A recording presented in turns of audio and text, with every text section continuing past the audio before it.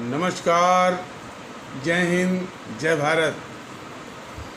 भारतीय अवाम ताकत दल अपने भारतीय भाई बहनों अर्थात अपने देश भारत की जनता अर्थात अपनी भारतीय अवाम से भारतीयता आधारित आपसी श्रद्धा, भारतीयता आधारित आपसी स्नेह, भारतीयता आधारित आपसी प्रेम, भारतीयता आधारित आपसी अखलाक मोहब्बत, भारतीयता आधारित आपसी सहयोग, भारतीयता आधारित आपसी सम्मान, भारतीयता आधारित आपसी एकता, भारतीयता आधारित आपसी भाईचारा तथा भारतीयता आधारित आपसी सद्भाव को समझने व उसे आत्मसात करके वैसा ही और उसी अनुसार आचरण एवं व्यवहार करने हैं और इसके पूरे देश में प्रचार प्रसार करने हैं और प्रत्येक देशवासी को इसकी अहमियत और महत्व को समझाकर उसे अपनाते हुए वैसा ही आचरण एवं व्यवहार करने हैं और प्रत्येक देशवासी को अपना ही भारतीय भाई बहन मानकर, समझकर, अपनाकर उनके साथ वैसा ही और उसी अनुसार आचरण एवं व्यवहार करने के सतत, सदैव और हमेशा अदब के साथ, आदर के साथ अर्ज करता है, विनती करता है। अब हम सभी लोग एक ऐसी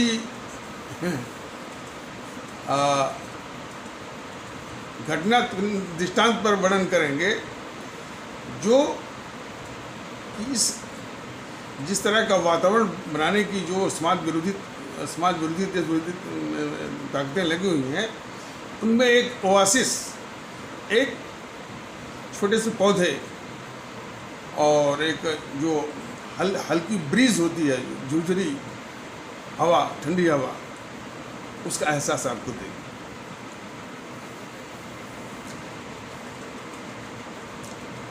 तो भारतीय अवाम ताकत दल यूट्यूब के संदेश और पैगाम के जरिए ये बताने की कोशिश में लगा हुआ है कि ये भारत राष्ट्र को मजबूत करना है। तो जो भारतीयता है उसी को जगाना होगा। भारतीयता है सब में, सब लोग भारतीय हैं, लेकिन वो उसको या तो कुचला गया है या तो वो सुप्ता अवस्था में है, डॉर्मेंट स्टेट में है। यही बात कर रहा है और उसी के आधार पर भारतीयता का भाव और उसी के आधार पर एकता, भाईचारा और फिर राष्ट्रभक्ति और देशभक्ति, मुल्क ये कारण।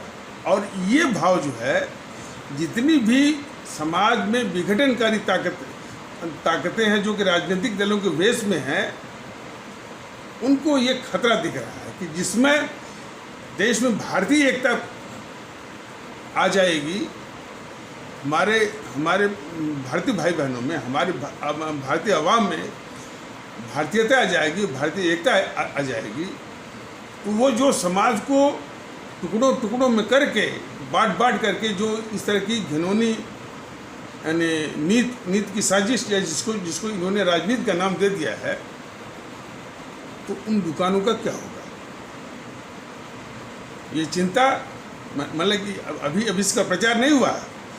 कुछ लोगों ने देखा है, कुछ लोग प्रभावित हुए हैं, कुछ लोग ज्वाइन करना चाहते हैं। ये संगठन थोड़ा संसाधन भी जुटा रहा है। संसाधन भी एक बहुत बड़ी समस्या है। जो इस देश के शत्रु हैं वो साधन संपन्न है। ये वही स्थिति है अंग्रेज़ों की गुलामी के वक्त। जो अंग्रेज़ों के साथ थे वो साधन संपन्न थे, जो अंग्रेज़ों से लड़ रहे थे उनके पास साधन ही नहीं था। वही स्थिति आज भी है कि जो देश की शत्रु पार्टियां हैं, जीएनपीसी है, बीजेपी है, इनके पास साधन, पैसे, रुपये और इसकी कोई कमी नहीं है। जो आज भारतीयता की बात कर रहा है वो संघर्ष की स्थिति में है। साधन है, संरचना है, प्रचार है, प्रसार है, इन समस्याओं से भी वो उसको जूझना पड़ रहा है। और स्थिति वही है जिन परिस्थितियों के कारण हमारा देश गुलाम हुआ था। आज भक्ति पूरे मुल्क के प्रति नहीं है। जो भक्ति सिखाई जा रही है कि एक तबका सिर्फ वो हिंदुओं की बात करे, एक तबका सिर्फ मुस्लिम की बात करे, एक तबका जो है जातियों में सिर्फ इस जात की चिंता करे, वो इस जात की चिंता करे, और दक्षिण के लोग कुछ है वो सिर्फ तमिल की चिंता करें, सिर्फ कन्नड़ की चिंता करें। इन्हीं कारणों से तो हम वो गुलाम हुए थे। और जब हमारे अमर शहीदों ने अपना खून दे करके आज़ादी दिलाई, और जब आज़ादी मिल गई तो फिर से वही घिनौनी हरकतें। यही बात तो आगाह कर रहा है भारतीय आवाम ताकत दल। अब उन बातों को, इसीलिए तो उन बातों को त्यागना होगा, हमेशा के लिए छोड़ना होगा। हमारे उन अमर शहीदों ने अपना खून दे करके, अपनी जान दे करके जो संदेश दिया है, उस संदेश को हकीकत में लाना होगा। वरना तो फिर ये देश के दुश्मन, ये काले अंग्रेज, फिर उस सफ़ेद अंग्रेजों की साजिश को साकार कर देंगे।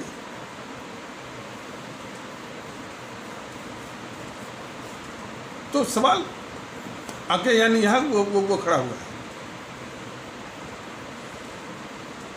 कोई ये नहीं सिखा रहा है कि भाई यह देश भारत है और इसका एक संविधान है और व्यवस्था संविधान के अनुसार चलेगी। थोड़ी सी त्रुटि संविधान में रह गई है, वो माने भारतीयता के ढांचे में के अनुसार जो है अभी थोड़ी सी त्रुटि रह गई है। जैसे कि संविधान आप खोलिए तो जो पहला वाक्य है अंग्रेजी में लिखा हुआ है, India that is Bharat A union of states.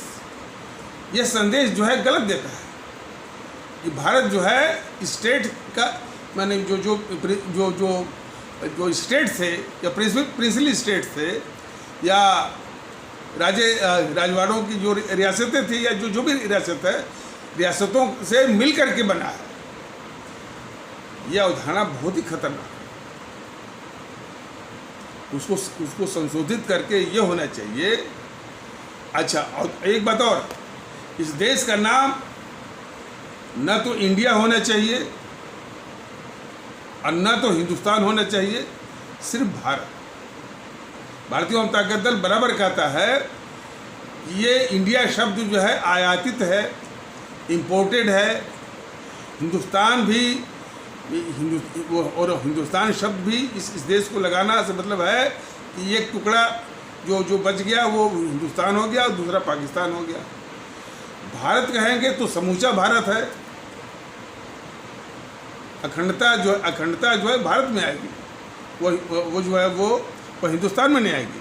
तो जितने लोग हिंदुस्तान की बात बोलते हैं, उसके अवधारणा बोलते हैं, वो भारत की अखंडता को नकारते हैं। इसलिए यह देश और तमाम इसमें वो उलझा हुआ है।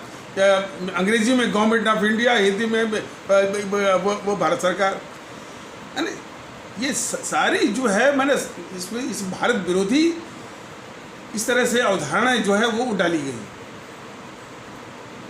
भारतीय जनता दल कहता है कि नो, बिल्कुल नहीं। गवर्नमेंट ऑफ भारत, गवर्नमेंट और जो भारत सरकार, ये होना चाहिए।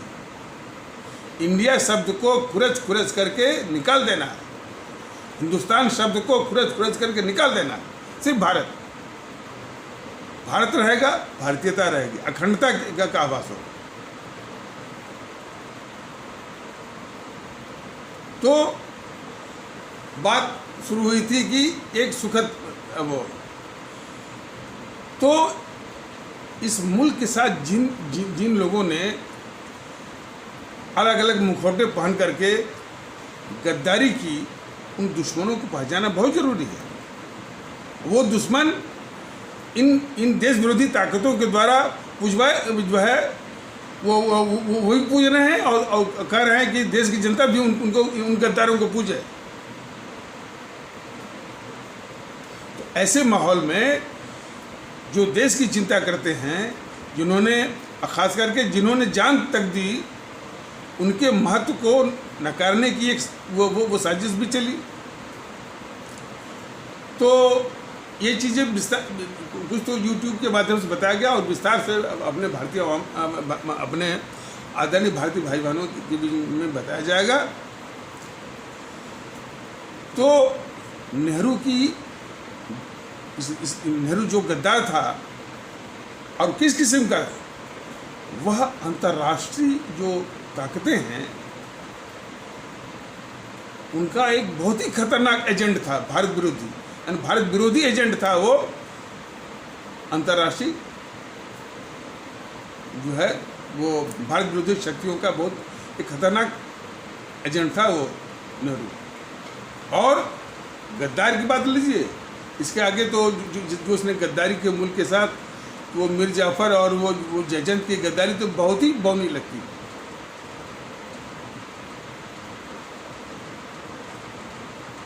बताइए, सुभाष चंद्र बोस हमारे राष्ट्रभक्ति देशभक्ति के कितने बड़े आदर्श हैं, कितनी बड़ी प्रेरणा के स्रोत हैं। इन समूह के साजिश के बावजूद भी आज लोगों के दिलों में विद्यमान है। और ये कुछ तथ्य आ रहा है कि इसी नेहरू जो है और गांधी दोनों सुभाष चंद्र बोस को अपनी राजनीतिक महत्वाकांक्षा का वो शत्रु मानते थे, यानी सबसे बड़ा बाधक।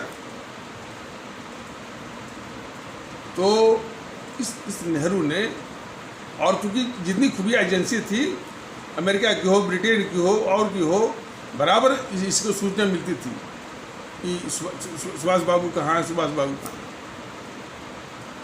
तो रूस में ही जो अब तक तथ्य आए हैं, हालांकि अब इसको जांच करके प्रमाणित करना बाकी है। इसी नेहरू ने ही वो रूस का जो शासक उसमें रहा, या स्टालिन रहा, उसी की मदद से साइबेरिया एक क्षेत्र पड़ता है, उसमें बहुत घने घने जंगल हैं, जंगलों में जेल बने हुए हैं, उन्हीं जेलों में पकड़वा कर बंद करा करके और बड़ी निर्मम यातनाओं के साथ मरवाया।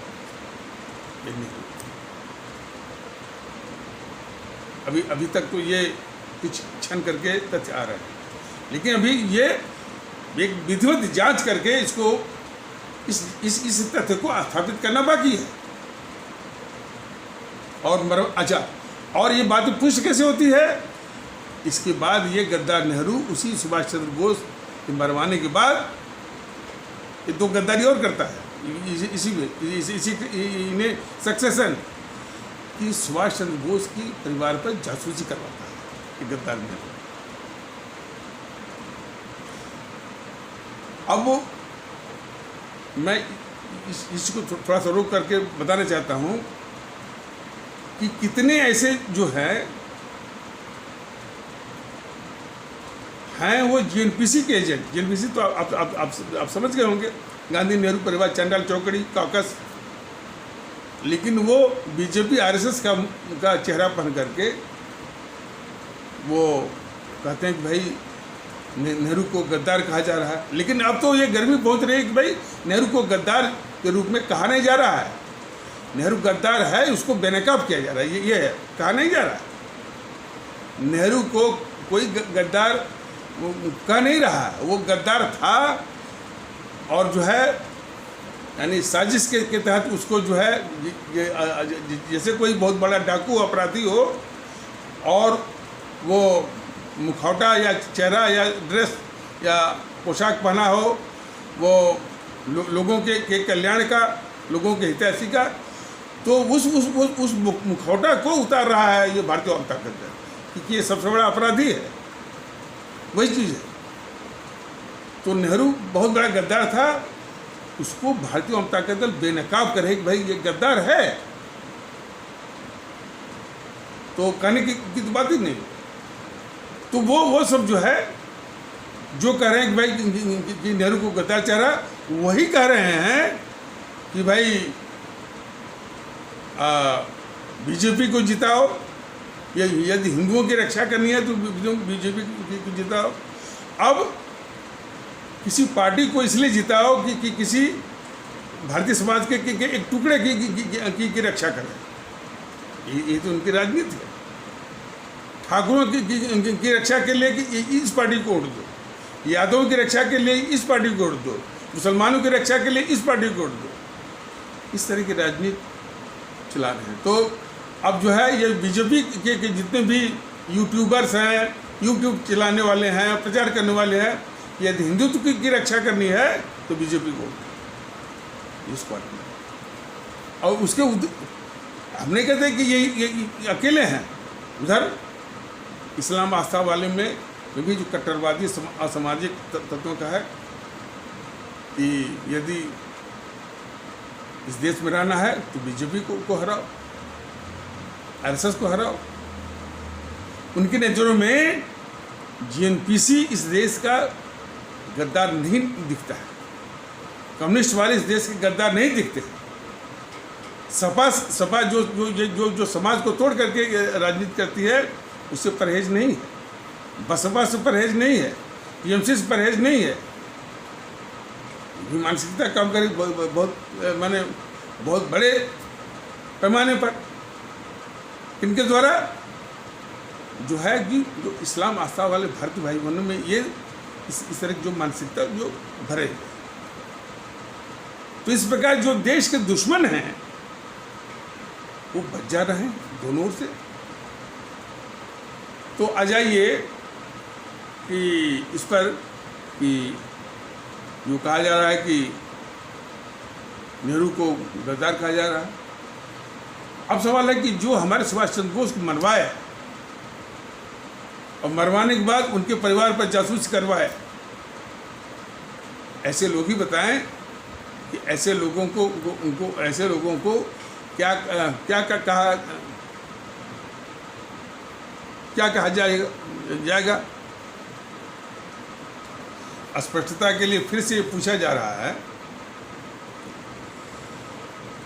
कि जो राष्ट्रभक्त शिरोमणि नेताजी सुभाष चंद्र बोस हम भारतीयों के दिलो दिमाग पर राष्ट्रभक्ति के सबसे बड़े आदर्श प्रतिमान, सबसे बड़ी प्रेरणा के स्रोत, उनको जो मरवाए साजिश करके विदेशी ताकतों के द्वारा और भी निर्मम यातनाओं के साथ, उसको हमारे देश के लोग, हमारे आदरणीय भारतीय भाई बहन, हमारे आदरणीय भारतीय अवाम क्या कहेगी।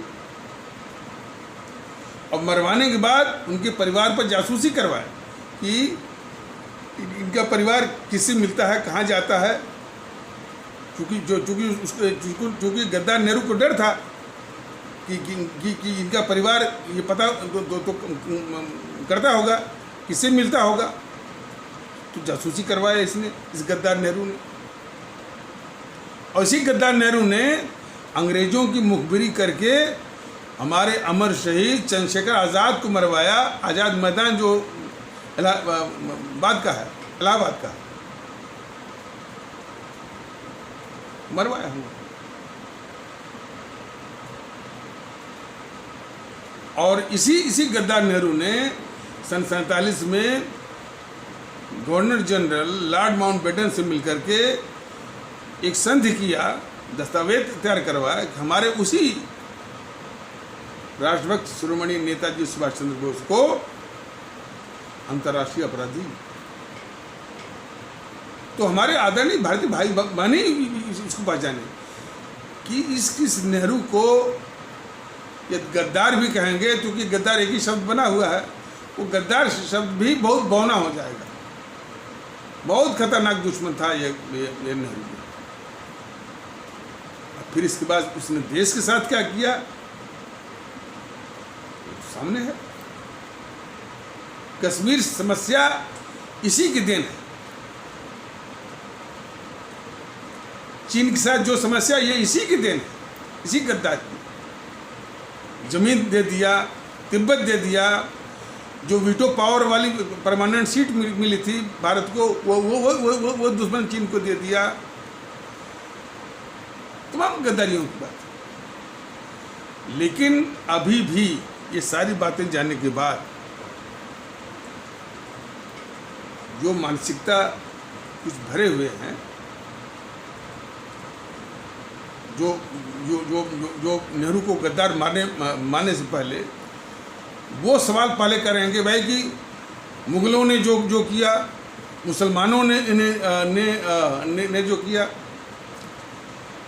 तो उस पर देखिए, उस पर कोई बहस होगी, उस पर भारतीय जनता दल वो स्पष्ट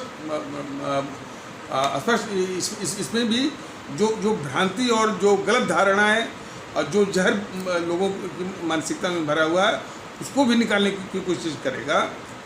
लेकिन मोटा मोटी तौर पर अभी फ़िलहाल यही कहना चाहता है, इस देश में वो जो है आक्रांता तो बहुत है। आक्रांता कौन, जो पहला कौन था? मोहम्मद बिन कासिम। वो लूटा और भाग गया। महमूद गजनी, वो सोमनाथ का मंदिर लूटा और चला गया। मोहम्मद गोरी कई बार आया, लूटा, चला गया।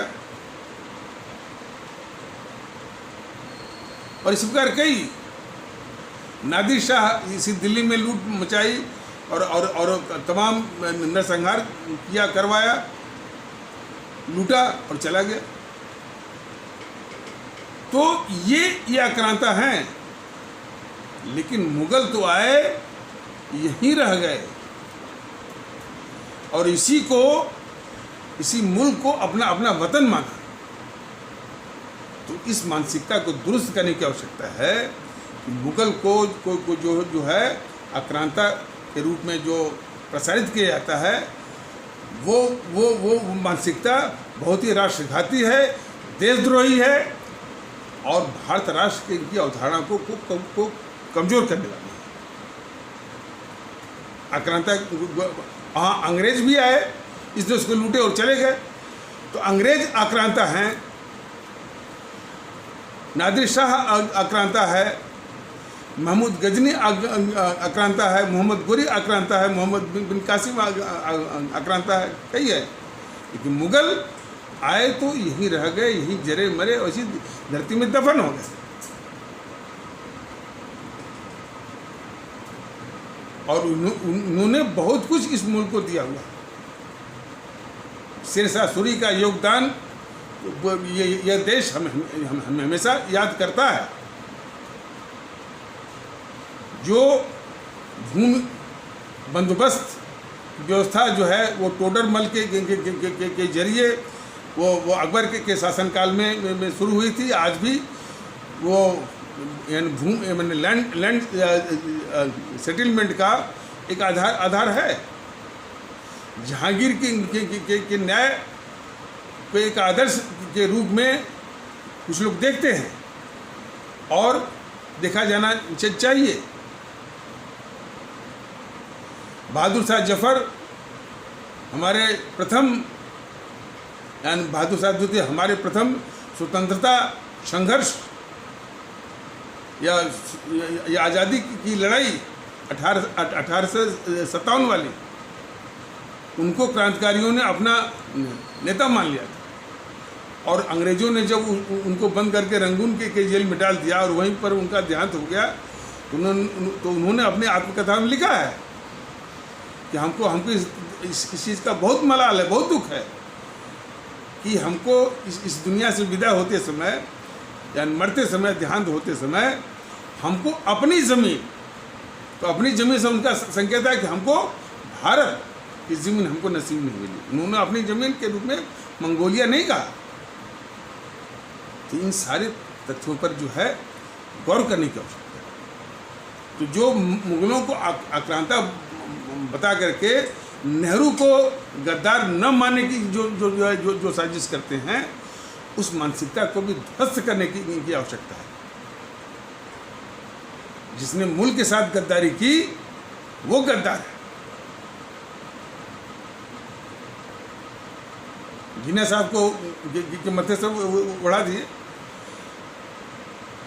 जो जिन्ना साहब को जिम्मेदार मानते हैं उनसे एक सवाल है, यदि जिन्ना साहब ही जो है प्रधानमंत्री इस देश के होते तो क्या वो तिब्बत जो भारत में मिलना चाह रहा था वो चीन को देते? वो गद्दारी करते? हमारी सेना को एक सुई तक नहीं बनने दिया गद्दार नेहरू ने। यदि वही प्रधानमंत्री रहते तो क्या ऐसा होने देते? अब अपनी सेना को मॉडर्नाइज करते। और हमारी सेना में, हमारे देश के लोगों में बहुत कुवत है और शिकस्त दिए होते वो सन 62 में।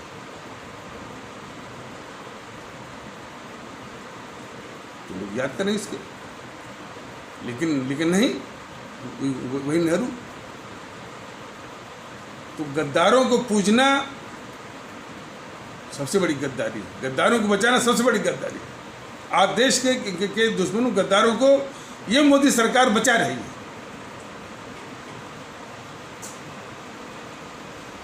सरेआम दिखा रहा कि राहुल जो है दुश्मन चीन, और वो भी किस वजह, जब युद्ध है, ऐसी स्थिति है, दुश्मन चीन की बातों को लेकर के उसका जो प्रोपेगेंडा मशीन है, जो झूठी कहानी रच करके तो कभी वीडियो अब अपलोड कर देगा 10 साल पीछे का झूठा मोटा वीडियो, उसी को तो उसी ये प्रोपेगेंडा मशीन जो ग्लोबल टाइम्स है चीन की कम्युनिस्ट पार्टी का, उसी की बातों को लेकर के अपने देश में ये गद्दार राहुल चीन के पक्ष में और भारत के खिलाफ जो है माहौल जो है बनाता रहता है। सवाल है कि यदि इसको गद्दार नहीं कहेंगे तो किसको कहेंगे? हमारे देश के सेनाध्यक्ष को ये गद्दार राहुल अपने किसी नेता से सड़क का गुंडा कहलवाता है और अपने दुश्मन पाकिस्तान के सेनाध्यक्ष को गले लगाने के लिए अपना दूध भेजता है नवजोत सिद्धू को। इसको गद्दार नहीं कहेंगे तो और कौन बाजवा? जिसके आतंकवादी है, जिसकी सेना हमारे निर्दोष भारतीय भाई बहनों बच्चों की निर्मम हत्या करती है, तो इसको गद्दार नहीं कहेंगे तो किसको कहेंगे?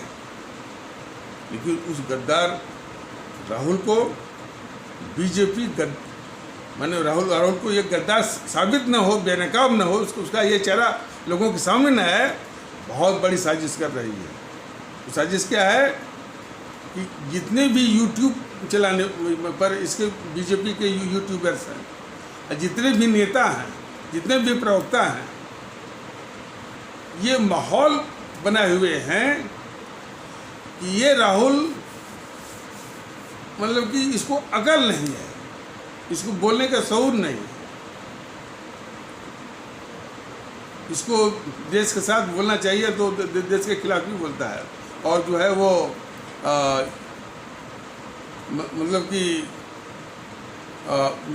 देश और इस सरकार की वो हर नीतियों का विरोध करता है। लेकिन राहुल इस देश के लिए खतरनाक है, बहुत खतरनाक शत्रु है, दुश्मन है और गद्दार है। ये चेहरा लोगों के सामने न आए तो उसको पप्पू कहो ना। ये बीजेपी उसको पप्पू कहलवाती है। भारतीय जनता दल कहता है कि पप्पू नहीं है, वो जानबूझ करके इस देश के साथ गद्दारी कर रहा है। अब बीजेपी उसको बचा रही है। ये साजिश उसकी है।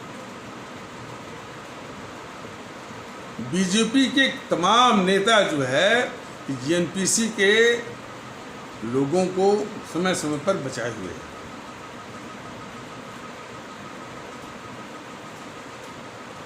इस बात को बताया गया है, नहीं, और यही तो बताना है। यही जो भ्रम है कि ये जो बीजेपी जो है इस नेहरू परिवार की रक्षक है, सेफ्टी वाल्व है, रक्षा कवच है। मोटा मोटी समझ लीजिए कि अरुण जेटली, अब तो खैर वो दिवंगत हो गए, जब तक वित्त मंत्री रहे तब तक जो है चिदम्बरम जो है जेल नहीं गया। अब क्या, अब दिल्ली हाई कोर्ट बहुत अपने को बहुत नाम कमाती है, इस दिल्ली हाई कोर्ट को शर्म आनी चाहिए। 22 बार बेल दिया है उसको, इस दिल्ली हाई कोर्ट ने उसको। हाई कोर्टों और सुप्रीम कोर्ट का तो रिकॉर्ड और भी घिनौना है। इस देश में जो जितने भी अपराध फैले हैं, राजनीतिक अपराध फैले हैं और आपराधिक किस्म के वो राजनीतियों का जो मन बढ़ा है, जो हौसला बढ़ा है, उनमें इन हाई कोर्टों का, सुप्रीम कोर्ट का बहुत बड़ा हाथ है। 22 बार उसको बेल मिली और किसी तरह से वो जेल में गया भी तो वो बोला ही नहीं। अब सवाल है कि वो चिदम्बरम को क्या मानना चाहिए कि वो भूतपूर्व वो केंद्रीय मंत्री, अरे भाई जो इस देश का पैसा चुराया है वो डकैत है, चोर है, डाकू है, लुटेरा है। उस दृष्टिकोण से उसको ट्रीट करना चाहिए था। और जिस डिग्री ऑफ टॉर्चर से वो जबान खोल सकता था, वो डिग्री ऑफ टॉर्चर तक जो है वो पहुंचना चाहिए था, तब न वो जबान खोलता। बाहर आकर कुछ बोला ही नहीं। तो ये पूरी साजिश है समूह की, नेहरू परिवार के और उसको बचाने। अटल बिहारी वाजपेयी जो प्रधानमंत्री था, कुत्रोची जो बोफोर्स लूट का या भ्रष्टाचार का वो मास्टरमाइंड था। दक्षिणी अमेरिका के किसी देश में या अर्जेंटीना या किसी में था वो, ये कुत्रोची, ये जानकारी थी वाजपेयी को, लेकिन उसको पकड़वाने नहीं दिया इस वाजपेयी ने, अटल बिहारी वाजपेयी। क्यों? कि उसको बचाना था राजीव को। यदि कुत्रोची पकड़ा जाता तो राजीव को फंसना बिल्कुल निश्चित था। तो कुत्रोची को पकड़वाने नहीं दिया, ये वाजपेयी प्रधानमंत्री के रूप में। देश को जानना बहुत जरूरी है। अब दूसरा, ये जो राहुल है, गद्दार तो है ही। अमेरिका के बोस्टन शहर में नशीली दवाओं की तस्करी, ड्रग की स्मगलिंग करते हुए ये पकड़ा गया था। उसको भी इसी ने छुड़वाया, वाजपेयी ने, प्रधानमंत्री के रूप में, सोनिया गांधी के कहने पर। बताइए, अब ये मीडिया वाले, बीजेपी वाले, पूरा बौद्धिक वर्ग और उसको नेता मानता है। नहीं कहता है कि भाई देश का ये गद्दार है और ये तस्कर है। ये तस्कर को देश के मामले में बोलने का हक है। अब वो बात दूसरी है कि अपराधी संसद में पहुंच जा रहे हैं। अब यह कि देश के दुश्मन भी पहुंच जा रहे हैं संसद में। ये टेंडेंसी, ये प्रवृत्ति बहुत ही देश के लिए घातक है। देश जो है मोदी का एक्सप्रेसवे भूल जाए, देश जो है मोदी का वो हाईवे भूल जाए।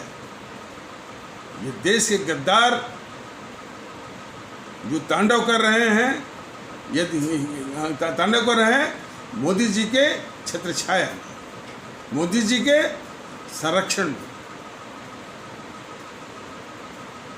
यह मुल्क को बर्दाश्त नहीं। और यदि बीजेपी यदि ये प्रसारित करते कि ये राहुल गद्दार है, ये उसकी गद्दारियों की करना में है, तो जनता उसको गद्दार के रूप में देखती है। और जनता अपना दिमाग इतना गिरवी नहीं रखी है, ऐसा प्रचार नहीं होता। प्रचार तो ये इन सबों ने, बीजेपी वालों ने ये कहा, यदि हिंदुत्व की रक्षा करनी है, यदि हिंदू समाज की रक्षा करनी है तो बीजेपी को वोट दो। ये विकास की बात नहीं बोलते। विकास तो इनका मुखौटा है, सबका साथ, सबका विकास और सबका विश्वास, ये सब बिल्कुल बकवास वाली बात।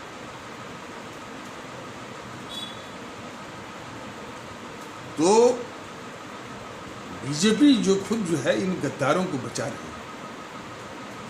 इन गद्दारों को और देश के दुश्मनों को बचाने वाला भी उससे बड़ा गद्दार और देश का दुश्मन होता है। यही चीज़ जो है हमारे देश के लोग, हमारे आदरणीय भारतीय भाई बहन, हमारे भारतीय हम इनको पहचाने। तो बात अभी वो ख़त्म नहीं हुई कि जो सुखद वाली बात है, तो YouTube पर भी अब जो है राहुल गांधी से ये सवाल होना शुरू हो गए हैं कि जो ये राहुल गांधी बोलता था कि चीन की सेना हमारी ज़मीन 10,000 वर्ग मील में घुस गई है, 18 किलोमीटर घुस गई है। तो अब YouTube पर भी इस तरह से सवाल उठना शुरू हो गए हैं कि पहले वो अपने परनाना से पूछे,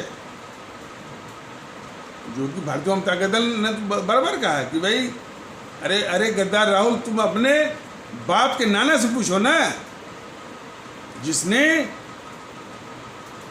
जो है साजिश करके तिब्बत को अपने दुश्मन नंबर 1 चीन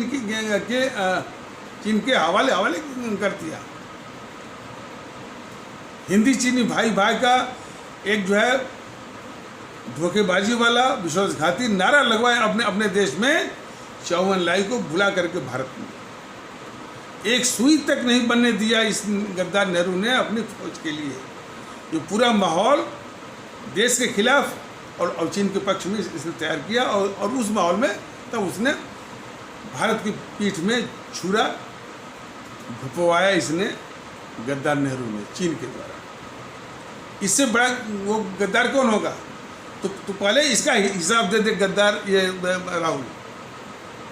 तो कम से कम अब इस तरह की बात राहुल से YouTube पर आपको देखने को मिलेगा। यही अपेक्षा जो है भारतीय जनता दल अपने अवाम से चाह रहा था, और इस NPC को बेनकाब करना है, इस बीजेपी को भी बेनकाब करना है, ये मोदी महोदय को भी जो है वो बेनकाब करना है। इनके झूठे राष्ट्रवाद के मुखौटे को बिल्कुल फाड़ देना है, इनको भी बेनकाब करना है कि ये देश के दुश्मनों की रक्षा करने वाले हैं, पालने वाले हैं। इनकी सौगात के वो जब भी चुनाव आता है तो कुछ सौगात बिहार को ये पुल फलाने ये सौगात दे देते। सौगात के झांसे में बिल्कुल ना है। प्रश्न मुल्क का है, प्रश्न देश का है, और देश के दुश्मनों को बड़ी सफाई से, बड़ी साजिश से ये उनकी रक्षा कर रहे हैं। उनका तांडव जो है वो मचवा रहे हैं। रोज़ जो है जो उनके आरोप भी झेल लेते हैं ताकि जनता जो है इन गद्दारों की बातों पर वो यकीन करे। तो बहुत ही खतरनाक खेल ये खेले देश के खिलाफ मोदी जी, वो भी राष्ट्रवाद का मुखौटा पहन करके। तो इनके राष्ट्रवाद के मुखौटे को भी चीर देना है, इनको भी बेनकाब करना है, इनको भी साबित करना है कि ये देश के दुश्मन, देश के गद्दारों के रक्षक हैं, और उन्हीं के साथ में ये NPC के ही साथ में है, तो वाम दलों के साथ में है, और ये देश के नहीं है। तो इन्हीं आवश्यक शब्दों के साथ इस आवश्यक परिचर्चा को यहीं पर विराम दिया जाता है। तब तक के लिए नमस्कार, जय हिंद, जय भारत।